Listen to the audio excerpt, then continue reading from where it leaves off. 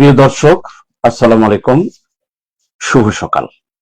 Seal টিভির প্রতিদিনের সকালের অনুষ্ঠান সংবাদ শিরোনাম দেখার সাদর আমন্ত্রণ জানাচ্ছি। আমি মাহবুবুল আলম মিলন। আর সংবাদ বিশ্লেষণে আজকে অতিথি আছেন engineer Shoaib Ahmed Matin, secretary, Sylhet Heart Foundation, chairman, Jalalabad Rotary হাসপাতাল। মতিন ভাই, আপনাকে স্বাগত। স্বাগতম। শুভ সকাল। মতিন ভাইয়ের ডেজিগনেশন বললে তো আরো বলতে হবে, রোটারি জালালাবাদের পাস্ট প্রেসিডেন্ট এবং একজন সুন্দর বিশ্লেষক। আমি বলবো এটা এক কথায়। প্রিয় দর্শক, প্রতিদিনের নাই, আজকেও আমাদের স্টুডিওতে তিনটি পত্রিকা এসছে। জাতীয় পত্রিকা, বাংলাদেশ প্রতিদিন, সিলেটের স্থানীয় দৈনিক শুভ প্রতিদিন এবং সিলেটের ডাক। তিনটি পত্রিকারই আমি শিরোনামগুলো পড়ে শোনাবো এবং গুরুত্বপূর্ণ যে সংবাদগুলো আছে অতিথির সাথে আমরা বিশ্লেষণ করবো ইনশাল্লাহ। হাতে নিচ্ছি জাতীয় পত্রিকা। পড়ার আগেই আজকের দিন তারিখটি জানিয়ে দিচ্ছি এবং আজকেরও যথারীতি আমাদের সাথে মূল পরিকল্পনা আছেন শেখ নুরুল ইসলাম। আর অনুষ্ঠানটি বরাবর একটি প্রতিষ্ঠানের, যে কোনো প্রতিষ্ঠানের জন্য আমরা স্পন্সর পাই। এই আজকে যিনি স্পন্সর করেছেন উনি হচ্ছে Ali books and variety store, Bashikpur Madhyabazar, Lakshmipur. সুদূর লক্ষ্মীপুর থেকে আমাদের সাথে স্পন্সর করেছে, এই জন্য আমাদের সিল টিভির পক্ষ থেকে তাদের প্রতি কৃতজ্ঞতা। হাতে নিচ্ছি প্রথমেই জাতীয় পত্রিকা। পড়ার আগে আজকে দিন তারিখ জানিয়ে দিচ্ছি। বাংলাদেশ প্রতিদিন পড়ার আগে আজকে বলছি যে আজ মঙ্গলবার 16 জুন 2026, 2রা আষাঢ় 1433 বঙ্গাব্দ, 29 জিলহজ 1447 ইসরি। বাংলাদেশ প্রতিদিন যে খবরটি প্রথমেই পড়ে শোনাচ্ছি সেটা হচ্ছে, জালিয়াতি দুর্নীতির নথি যাচ্ছে দুবাইয়ে, বেনজিরকে ফেরাতে সরকারের উদ্যোগ, দুই মন্ত্রণালয়ে ঘুরে চিঠি যেতে পারে বুধবার।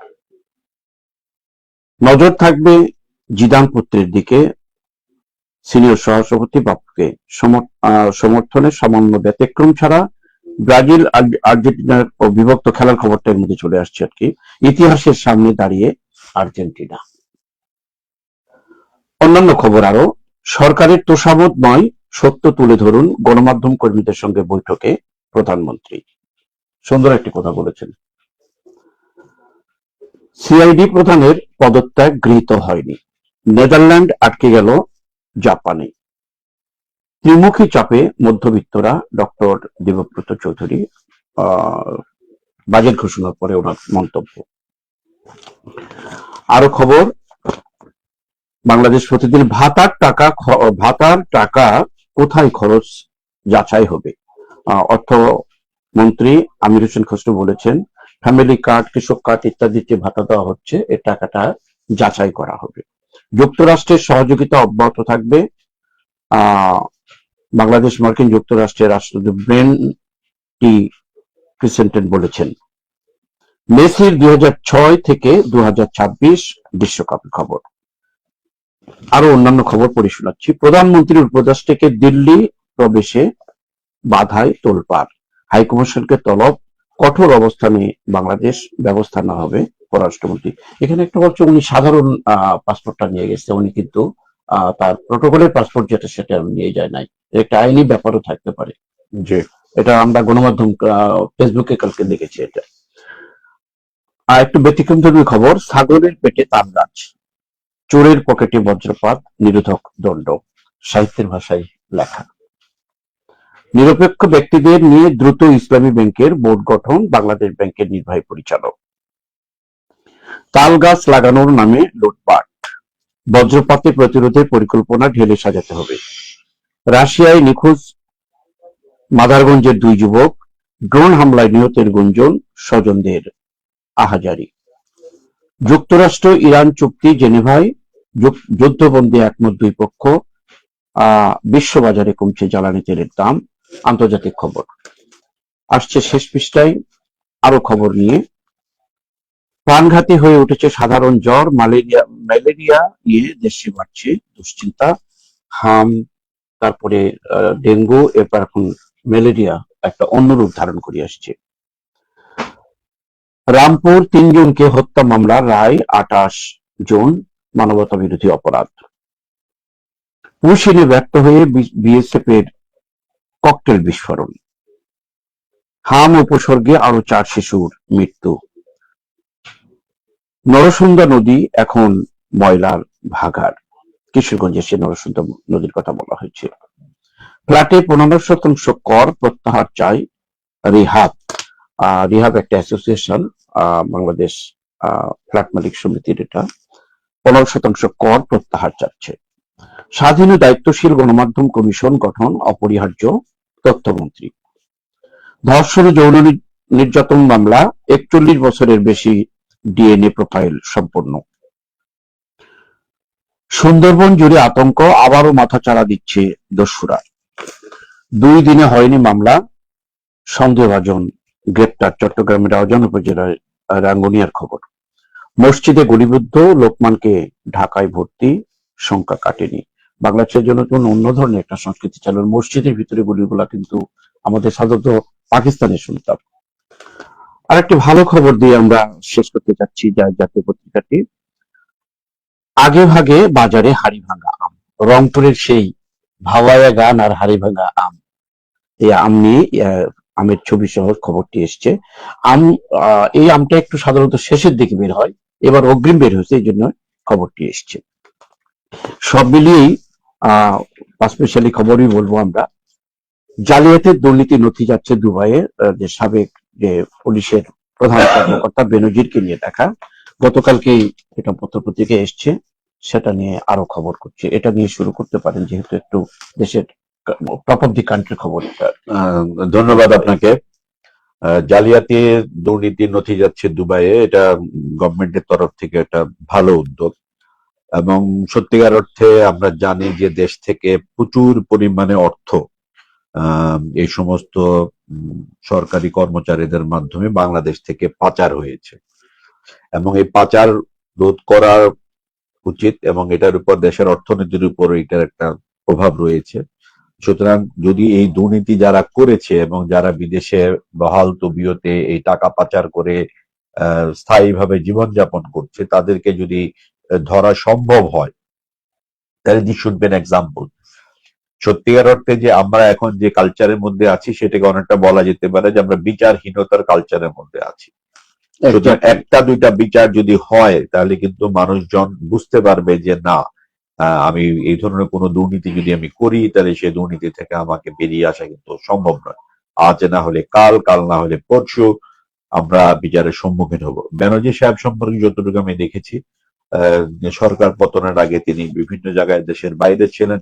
যতটুকু পত্রিকা মারফত আমি পড়েছি, তার বিভিন্ন দেশের পাসপোর্ট তার রয়েছে।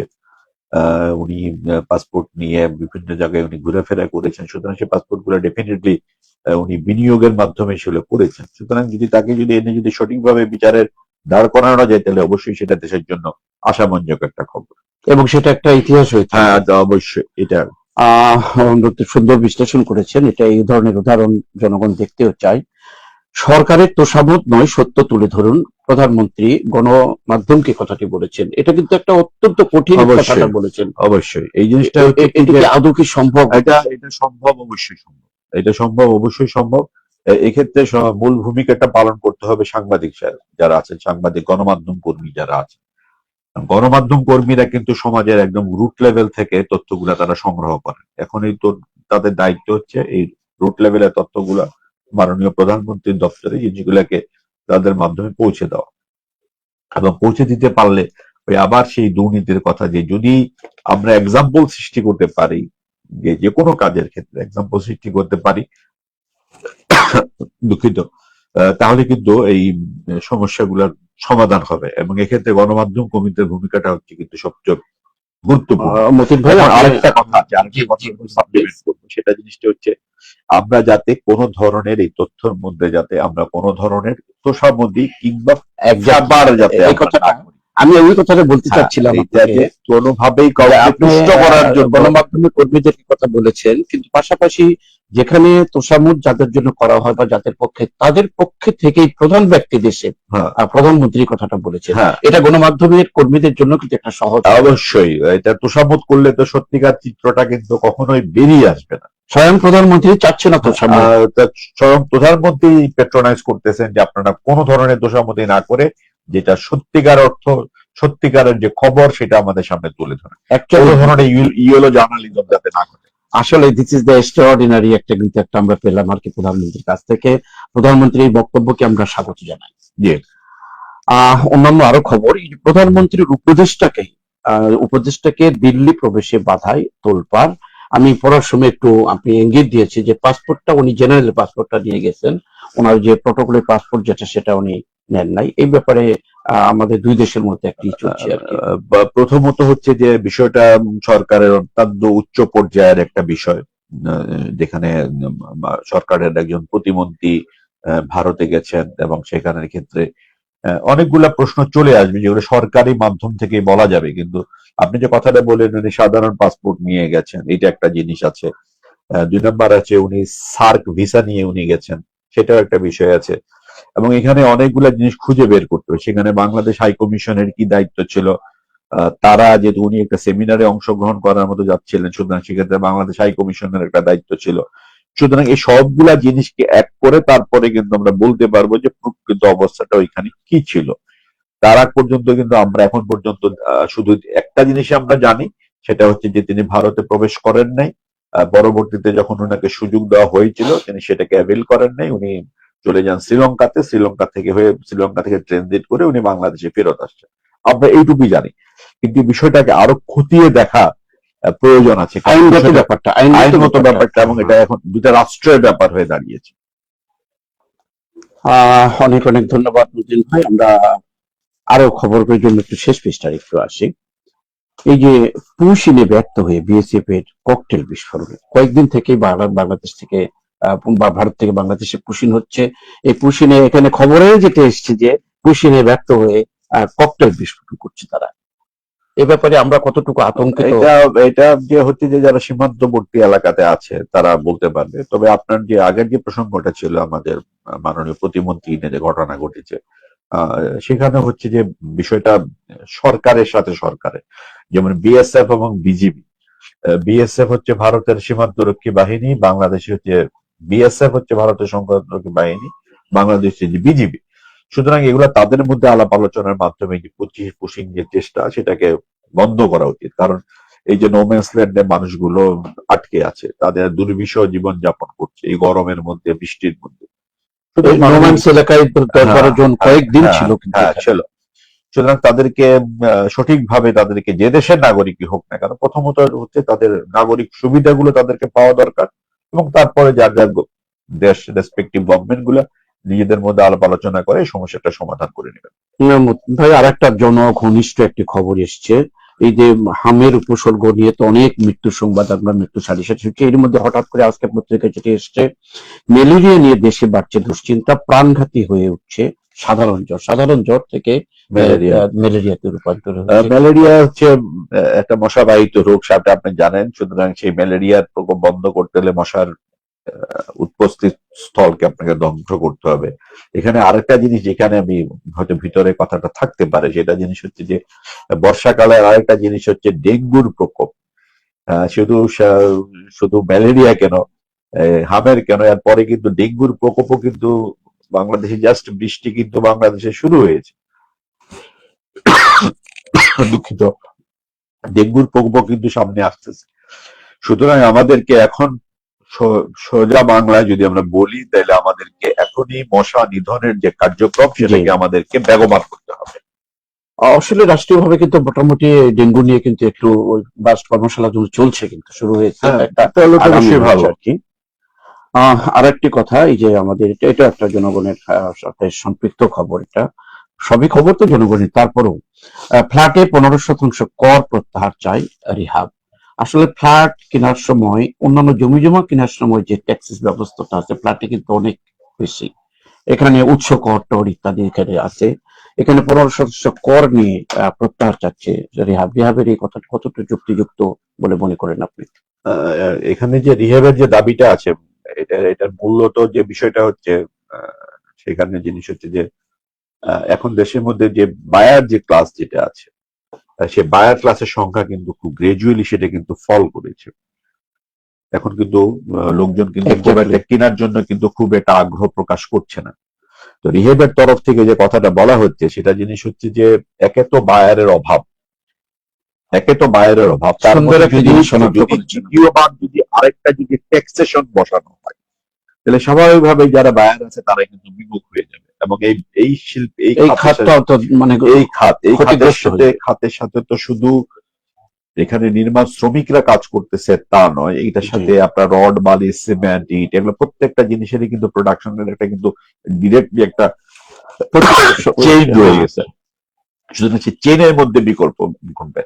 মূলত হচ্ছে যে তাদের যে দাবিটা, যেটা আমি বুঝছি, সেটা জিনিস হচ্ছে যে বায়ারদেরকে এনকারেজ করার জন্য, কারণ এক্সট্রা যদি কস্ট হয় তাহলে কিন্তু স্বাভাবিকভাবে কিন্তু বায়ার কিন্তু তখন আর কিনতে আগ্রহী হবে না। নতুন ভাই যে বিশ্লেষণ করলেন, আমরা আশা করতে পারি বা যারা কর্তৃপক্ষ আছে, যারা এই ট্যাক্সেস যারা করেছেন আর কি, যে এটা পুনর্বিবেচন করার জন্য আমার মনে হয় হ্যাঁ, আমরা বলতে পারি এটাকে যদি যে ব্যাখ্যাগুলো আপনি দিয়েছিলেন, হ্যাঁ। যেটার সাথে অনেক কিছু হ্যাঁ, এটার সাথে অনেক কিছু, কিন্তু এটা একটা পুরো একটা ইন্ডাস্ট্রি, এটা একটা নির্মাণ শিল্প, যেটা এটা একটা টোটালি ইন্ডাস্ট্রি।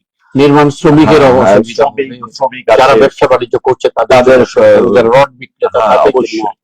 সুতরাং সবাইকে মিলে একটা ইন্টিগ্রেশন করে এটাকে ঠিক করা উচিত, যাতে অন্তত বায়ার যাতে কিনতে যাতে উৎসাহী হয়। এখন যদি কেউ যদি না কিনে, তাহলে তো সে ভাড়া বাড়িতে থাকবে, এবং এটার ইনডাইরেক্ট এফেক্ট পড়বে কিন্তু যখন ভাড়াটিয়ার সংখ্যা বেশি হয়ে যাবে, বাড়ির সংখ্যা কম হয়ে যাবে, তখন কিন্তু ভাড়ার উপর কিন্তু সরাসরি একটা প্রভাব কিন্তু চলে আসবে, তখন কিন্তু ভাড়ার রেটটা কিন্তু বেড়ে যাবে।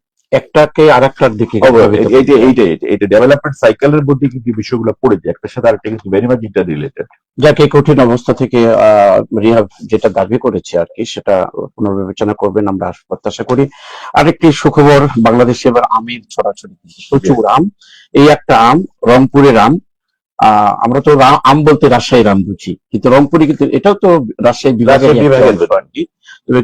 হাড়ি ভাঙা আম, এটা অগ্রিম আসছে, এবং আমের বড় বড় আমের ছবি এখানে এসছে। হাড়ি ভাঙা আম সম্পর্কে আপনার কোনো আছে কিনা? সত্যিকার অর্থে নামটা খুবই সুন্দর, হাড়ি ভাঙা আম।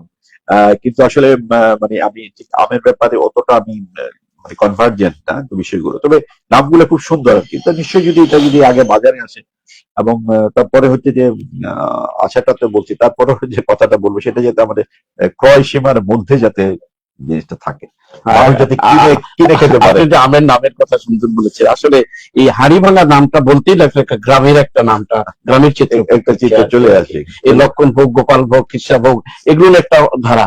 হাড়ি ভাঙা বলতে বোঝাচ্ছে গ্রামের একটা হাড়িকে ভেঙে হাড়ি ভেঙে আমাদের। অনেক অনেক ধন্যবাদ নতুন ভাই। আমরা যেহেতু স্থানীয় পত্রিকা আরো আছে, অন্য পত্রিকায় আসি, সিলেটের খবরগুলো আমরা দেখবো। প্রথমেই সিলেটের ডাক নিয়ে হাতে। ডাকে আনুষ্ঠানিক অনুমোদন পেল 250 শয্যা বিশিষ্ট জেলা হাসপাতাল। দীর্ঘদিন পর হাসপাতালটা আমাদের বাণিজ্য মন্ত্রী ইয়ে করেছেন। এ ব্যাপারে যেহেতু অনেক দিন থেকে এটা ইয়ে ছিল, এই জটিলতা কাটিয়ে এটা আলোর মুখ দেখছে এখন। এটা নিঃসন্দেহে এটা অত্যন্ত ভালো উদ্যোগ, কারণ সিলেটে আমরা যেটা দেখছি, একটা ওসমানী মেডিকেল কলেজ, এবং ওসমানী মেডিকেল কলেজের ধারণ ক্ষমতাটা কিন্তু অনেকটা, তার পাশে যে শামসুদ্দিন হসপিটাল, যেটা কোভিড ডেডিকেটেড হসপিটাল ছিল, এবং তার পাশে এই একটা বিল্ডিং কিন্তু পরিত্যক্ত মানে ইউজলেস অবস্থায় পড়েছিল দীর্ঘদিন। তো আমাদের মাননীয় বাণিজ্য মন্ত্রী মহোদয় এটা বিষয়টাকে অ্যাড্রেস করেছেন, এবং অ্যাড্রেস করার ফলে এই হসপিটালটা যা চালু হতে যাচ্ছে, এটা সিলেটবাসীর জন্য নিঃসন্দেহে একটা ভালো খবর। এটা নিয়ে পত্র পত্রিকা, মিডিয়া টিডিয়া সবসময় কিন্তু সরব, তারপরেও কিন্তু সরব কোন রেজাল্ট আসে নাই। এখন আমাদের বাণিজ্য মন্ত্রী উদ্যোগে এটা শেপ পাচ্ছে। আমরা বাণিজ্য মন্ত্রীকে অবশ্যই ধন্যবাদ জানাচ্ছি। আর অন্যান্য খবর, সরকারিভাবে নয় বেসরকারি খাতে চলে যাচ্ছে পাট খাত। পাট মন্ত্রী, একসময় সোনালী আঁশ বলা হতো পাটকে, সেই পাট কিন্তু এখন সোনালী আঁশ আছে কিনা জানি না, তবে এই পাট মন্ত্রী আছে, প্রতি বছর পাট মন্ত্রী থাকে, পাটের উৎপাদনও হয়, কিন্তু সোনালী আঁশ হিসাবে পাটকে আর আমরা দেখতে পাই না আর কি। এই রপ্তানি করে যে আমরা আয় করতাম, বিদেশি টাকা আয় হতো, সেটা কিন্তু এখন হচ্ছে কিনা আমি জানি না। আপনি এই ব্যাপারে কোন? আমার এই ব্যাপারটা হচ্ছে মানে বিষয়টা হচ্ছে যে পাটের জায়গাটা দখল করে নিচ্ছে অলরেডি কিন্তু সিনথেটিক ফাইবার। এখন কিন্তু বিভিন্ন উন্নত দেশে কিন্তু পাটের বদলে কিন্তু সিনথেটিক ফাইবার ইউজ হচ্ছে। আর যে সমস্ত দেশ প্রকৃতি খুব বেশি সচেতন, যারা মানে গ্রিন পিস আন্দোলনের সাথে যারা জড়িত, তারা এই সমস্ত জিনিস ন্যাচারাল ফাইবার গুলোর উপর তারা গুরুত্ব দেয়। কারণ পাটের তৈরি একটা জিনিস কিন্তু পরিবেশ রক্ষা করে। অন্যান্য যেগুলো আছে প্লাস্টিক, সিনথেটিক, এগুলো কিন্তু পরিবেশ দূষণ পরিবেশ দূষণ করে তারা। এবং সরকারি ভাবে যেগুলো সত্যিকার অর্থে এগুলো হয়তো সামাল দেওয়া সম্ভবপর হয় নাই, কারণ আমাদের দেশে যে মাথাভারী প্রশাসন সেই কারণে হয় নাই। সুতরাং বেসরকারি খাতে গেলে আমরা আশা করতে পারি যে অবশ্যই এটা একটা ভালো সুফল আমরা আশা করতে পারি। বাজেট 2 দিন আগেই ঘোষণা হলো, এখন সরকারি ব্যয় 2000 কোটি টাকা কমিয়ে সংশোধিত ও সম্পূরক বাজেট পেশ করলেন অর্থমন্ত্রী। এটা তো সবসময় তো এটা এই ধরনের সম্পূরক হয়ে বাজেট থাকে আর এটা কি। হতেই পারে, এটা বছরের শেষে একটা রিভিউ হয় যে কি পরিমাণ খরচ হলো। আমরা সবাই উপভোগ করছি, আমরা বিশ্বকাপের জ্বরে সারা পৃথিবী কাঁপছে, বাংলাদেশও কিন্তু সেই জ্বরে প্রকম্পিত। বিশ্বকাপের অভিষেক ম্যাচেই কেপ ভারতের চমক আটকে দিল স্পেনকে। এটা খেলায় অভিনন্দন তাকে জানাতে হবে যারা বিজয়ী হলো। কিন্তু এই যে কথাগুলো সুন্দর করে সাহিত্যের ভাষায় লেখা, আপনার কোনো খেলা সম্পর্কে কিছু বলার আমি আছে কিনা? সত্যিকার অর্থে যে বিশ্বকাপ ফুটবলে এমনকি যেমন ক্যাপ ভার্দে যে দেশ, এই দেশের নামটা সত্যিকার অর্থে এই দেশের নামটা আমি জানতাম না। কালকে খেলা দেখার আগে আমাকে প্রথম এটা গুগল করতে হয়েছে যে এই দেশটা কোথায়। দেখা গেল যেটা ক্যারিবিয়ান একটা দ্বীপ, যেটা জনসংখ্যা মাত্র 1,50,000-এর মতো একটা একটা একটা একটা শহরের মতো। একটা শহরের মধ্যে একটা ছোট। আমি আজকে সকালে পড়ছিলাম যে ঢাকার মিরপুরের মনে একটা সেগমেন্টের সমান হবে এই টোটাল দেশটা। কিন্তু তারা কালকে যেভাবে খেললো বা খেলা দেখালো স্পেনের মতো একটা জায়ান্টের এগেইনস্ট, এটা মানে রিয়েলি ফ্যান্টাস্টিক। এবং দুইটা জিনিস এখানে আমি বলবো যে এই আমাদেরকে যারা একটু চিন্তা ভাবনা করি, আমরা এই নতুন নতুন দেশ এদেরকে আমাদেরকে এখন খুঁজে বের করতে হচ্ছে। এবং এর আগের দিনের একটা খেলাতে জার্মানির এগেনস্ট একটা দেশ, সম্ভবত আমি নামটা ঠিক ভুলে গেছি, এইরকম ভাবে আমাকে গুগল করে প্রথম বের করতে হয়েছে যে দেশটা আসলে কোথায়। মতিন ভাই দেখেন, তাহলে খেলাধুলাকে একেও হেয় করার কোনো সুযোগ এটা নেই। ব্র্যান্ডিং। একটা খেলাধুলার মাধ্যমে এই যে কেপ ভার্দের যে একটা চমক, কেপ ভার্দ নামের দেশটা সত্যিকার অর্থে অনেকেই আমরা জানি না, ইয়েস। অনেকে একটা খেলার মাধ্যমে কিন্তু তাদেরকে আমরা এবং চিনলাম। এই কেপ ভার্দের যে নামটা যে আসলো, আমি যেভাবে এখন যারা মানে পর্যটন করে যারা আর কি, তারা কিন্তু এখন এই কেপ ভার্দিতে যাওয়ার জন্য তাদের পর্যটনের জন্য তারা একটা নতুন ডেস্টিনেশন কিন্তু কেপ ভার্দিকে তারা ঠিক করে নেবে।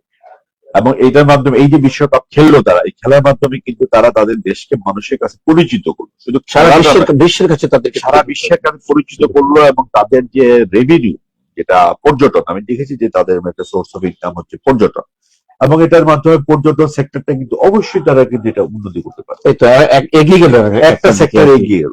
আর আটকে দিল স্পেনকে। স্পেন হচ্ছে চ্যাম্পিয়ন একটা দল, সেই এবং স্পেনকে এবং এবং এবং স্পেন কিন্তু এবার বিশ্বকাপের একজন মানে দাবিদার সেরকম একটা দেশ, এবং তাদের খেলার মধ্যে কিন্তু কোনো ধরনের ফাঁকফোকর ছিল না। অনেক অনেক ধন্যবাদ। খেলার খবর আমরা দেখবো, অনেকদিন ধরেই দেখবো, আরো নতুন নতুন অনেক চমক আমরা দেখবো। আমাদের সিলেটের ডাকের আরেকটা খবর, সাহিত্য ম্যাগাজিন আমাদের ডাকের প্রকাশনা, আমাদের ডাকের প্রকাশনা, মানুষের কল্যাণের চেয়ে আর কোনো কাজ, ভালো কাজ নেই, দানবীর রাগিব আলী বলেছেন কথাটি। আসলেই এটাও একটু ছোট্ট করে বিশ্লেষণ আপনি করার পরে আমরা এখানে যে এখানে তো মানে মানুষের কল্যাণের চেয়ে বড় ভালো কাজ আর কিছু নেই। সত্যিকার অর্থে আমরা পৃথিবীতে এসেছি, আমরা নামাজ রোজা হজ জাকাত এগুলো সব নিজের জন্য, কিন্তু সোসাইটি এবং মানুষের যারা মানে সুবিধা বঞ্চিত মানুষ, তাদের জন্য যদি আমরা যদি সামান্যতম যদি সাহায্য যদি আমরা করতে পারি, সেটাই কিন্তু একটা বড় ধরনের আত্মতৃপ্তির জায়গা আপনার মনে সৃষ্টি করবে। মানুষের কল্যাণে ডক্টর রাগিব আলী যা করছেন আর কি, এটা কিন্তু একটা উদাহরণ, সিলেটের জন্য শুধু না, সারা বাংলাদেশের উদাহরণ। শিক্ষা খাত, তারপর স্বাস্থ্য খাত, তারপর আরো অন্যান্য পর্যটনার ব্যাপার, সব মিলিয়ে কিন্তু চা বাগান ইত্যাদি নিয়ে কিন্তু রাগিব আলীর কিন্তু একটা বিশাল একটা কাজ সমাজে করে যাচ্ছে। তার এই বক্তব্য সমাজকে আরো উজ্জীবিত করবে ডেফিনেটলি। অন্যান্য আরো খবর, প্রধানমন্ত্রী মৌলভীবাজার সফর নিয়ে সিলেটেও ব্যাপক প্রস্তুতি। মৌলভীবাজারে তৃতীয় ধাপের উনি ফ্যামিলি কার্ড বন্টনের জন্য আসছে, সিলেটে ব্যাপক প্রস্তুতি সেটা বলছে। সিলেটে নদী মেলায় পানি সম্পদ প্রতিমন্ত্রী, মানুষের মধ্যে নদীর প্রতি ভালোবাসা তৈরি করতে হবে। নদী মানেই ছিল একসময় বাংলাদেশ, বাংলাদেশ নদীমাতৃক দেশ ছিল, সেটা অনেক নদী কিন্তু শেষ হয়ে গেছে, বিলীন হয়ে গেছে। এই জন্য নদীর পানি সম্পদ মন্ত্রী নদী মেলায় মানুষের মধ্যে নদীর প্রতি ভালোবাসা তৈরি করতে হবে। এখনো আমাদের সুরমা কুশিয়ারা মনে আছে কিন্তু সিলেটের কোন নদী এখন এইভাবে হয়নি। তবে ওই যে বরাক নদী যে জকিগঞ্জের, এটা কিন্তু একবারে শুকিয়ে অন্যরকম, মাঝখানে এমন হয় যে কিচ্ছু দেখা যায় না, চর শুধু ছেড়ে থাকে। নদী নিয়ে কিছু বলুন আপনি। নদীকে, এটা যে নদীর প্রতি যে ভালোবাসা, নদীর প্রতি ভালোবাসাটাকে আসলে মোটামুটি ভাবে 3 ভাগে ভাগ করা যায়। প্রথম জিনিস হচ্ছে নদী দখল। যেটা আপনি বলেছেন যে সুরমা শিয়ারের যে কথাটা বললেন, এক্সাক্টলি কারেক্ট, কিন্তু নদী কিন্তু দখল হচ্ছে।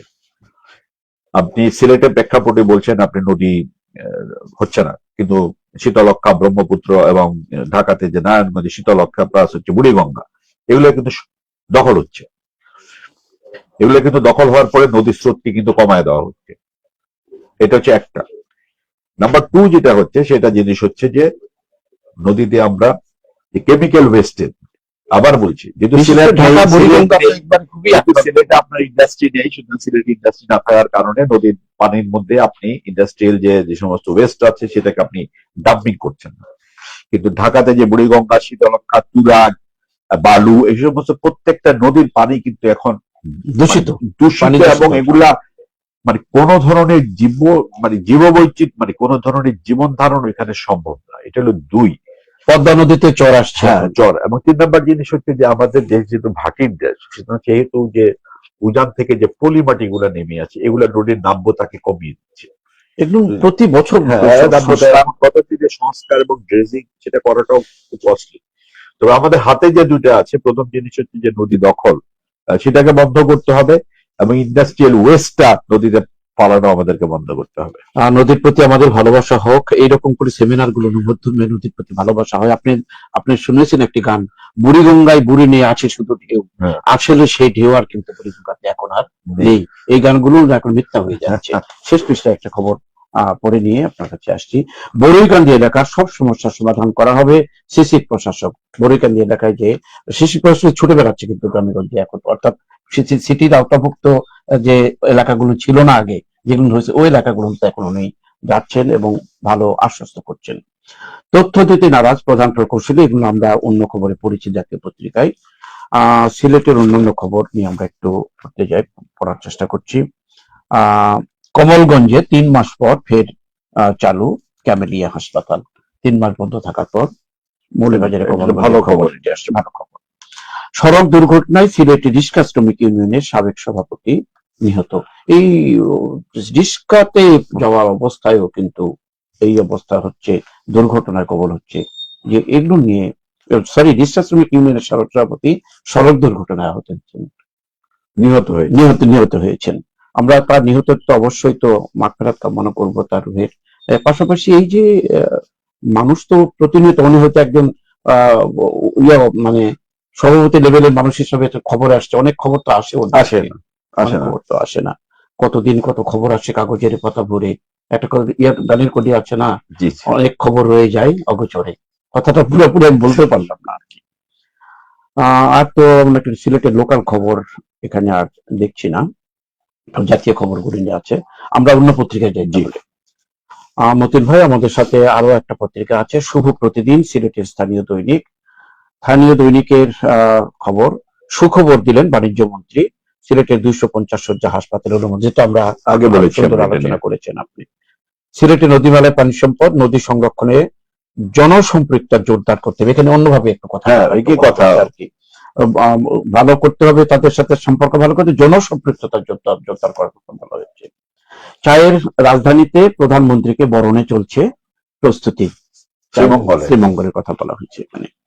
গৃহায়ন ও গণপূর্ত মন্ত্রীর সাথে মত বিনিময় সভায় কয়েস রুদির সহ 7 উন্নয়ন কর্তৃপক্ষের চেয়ারম্যান।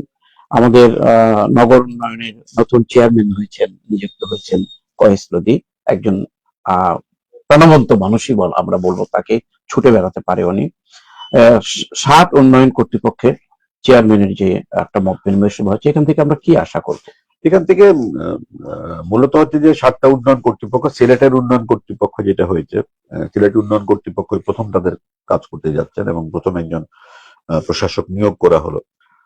সুতরাং সিলেট নগরে কিভাবে উন্নয়ন করা যায় সেটাকে অবশ্যই ঠিক করতে হবে। প্রথম জিনিস হচ্ছে যে নগরের আয়তনটা কি হবে এবং সেখানের মধ্যে কোন কোন জায়গাগুলো রেস্ট্রিক্টেড থাকবে ভবন নির্মাণের ক্ষেত্রে, কোন কোন জায়গায় খেলার মাঠ হবে, কোন কোন জায়গায় উন্মুক্ত জলাশয় থাকবে, এই জিনিসগুলোকে ডিফাইন করা উচিত। এতদিন হয় নাই, এখন আমাদেরকে।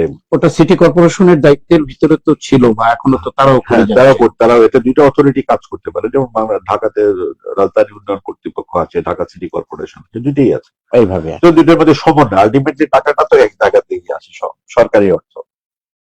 আর একটি কথা, সাদা পাথর নিয়েই সিলেটের একটা বিশাল একটা বাণিজ্যের জায়গা, পর্যটনের জায়গা। সাদা পাথর নৌকাঘাট থেকেই ফিরে গেলেন প্রতিমন্ত্রী। এখানে পূর্ব ঘোষিত সফরসূচি অনুযায়ী সিলেটের কোম্পানিগঞ্জ উপজেলার সাদা পাথর চলমান প্রকল্প ও ধলাই নদীতে তীব্র প্রতিরক্ষা কাজের অগ্রগতি পরিদর্শনের কথা ছিল, কিন্তু সাদা পাথর নৌকাঘাটে এসেই 10 মিনিট অবস্থান করার পর শহরের উদ্দেশ্যে তিনি স্থান ত্যাগ করেন। পানি সম্বন্ধে ফরহাদ হোসেন 12টা 43 মিনিটের কারণটা পুরোপুরি এখানে পত্রিকায় উল্লেখ করেছেন। তারপরেও একজন মন্ত্রী, প্রতিমন্ত্রী বা এই ধরনের ব্যক্তি তখন একটি কাজে যাবেন, ফিরে আসাটাও সেখানকার জন্য আমাদের জন্য সেটা যে কোনো কারণেই হোক, ব্যক্তিগত কারণে হয়তো কোন চলে আসে, এটা একটা দুর্ভাগ্য আমাদের জন্য। এরকম জিনিস শুনুন।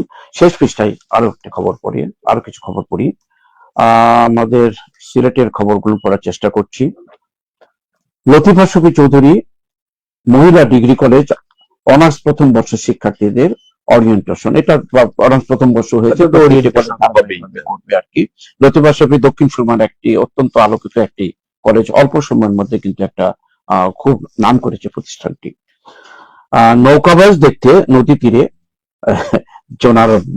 নৌকাবাজ বাংলাদেশের একটি ঐতিহ্য কিন্তু খেলা। এটা নিয়ে কিছু বলার আছে আপনার? হ্যাঁ, নৌকাবাজ অবশ্যই, এটা আমাদের প্রাচীন একটা ঐতিহ্য নৌকাবাজ। এখন যদিও অতটা দেখা যায় না, বাট এটা যারা এটা পৃষ্ঠপোষকতা করছেন তাদের জন্য অবশ্যই মোবারকবাদ রইল। আরেকটি নেতিবাচক খবর, সমাজে এরকম অবক্ষয় হচ্ছে। দুয়ারা বাজারে মাদ্রাসা ছাত্রীকে অপহরণ, ধর্ষণ ও অভিযুক্ত গ্রেপ্তার। ধর্ষণের খবর আছে, তারপরে হচ্ছে অপহরণের খবর আছে, সাথে সাথে অভিযুক্তকে গ্রেপ্তারের খবরও আছে। সব মিলিয়ে কিছু বলার চেষ্টা করে না। এটা হচ্ছে সামাজিক অবক্ষয়, এটা সামাজিক অবক্ষয়। এবং